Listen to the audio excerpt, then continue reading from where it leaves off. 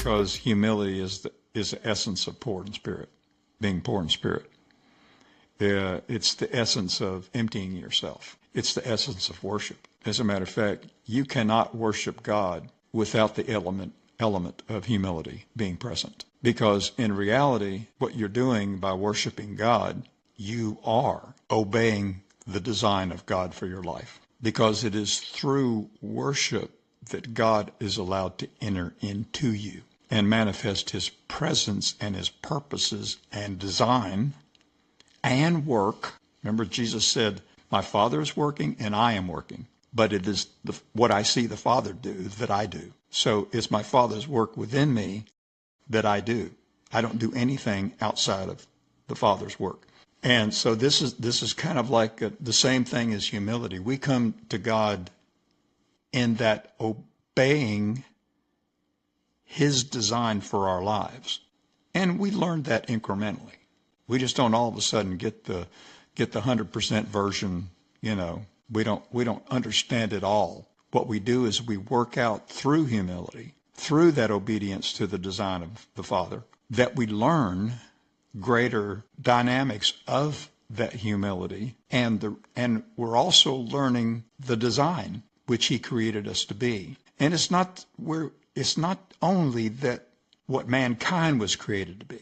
It's what the individual was created to be. See, we're all made individuals. Collectively, yes, we are mankind, but each individual in that collective of mankind is an individual with a specific purpose, with a specific design, with a specific work to accomplish.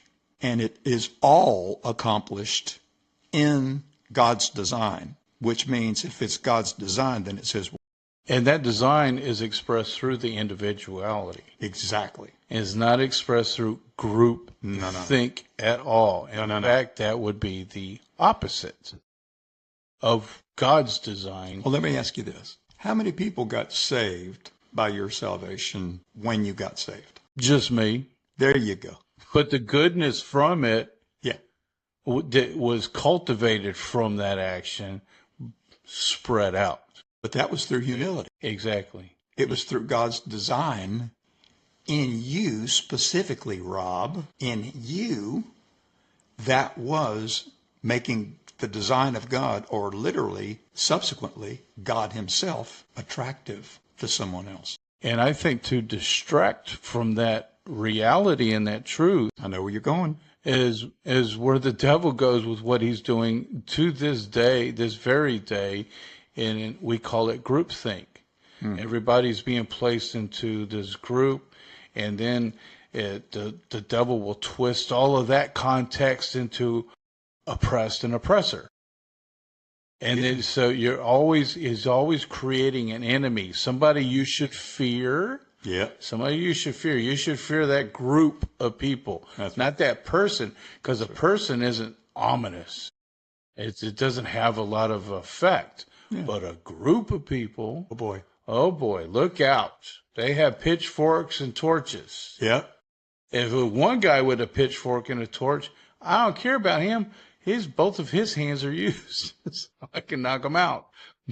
But when you have a group of people, it's hard because it's a group against another group. It's group instead of individualized, individual.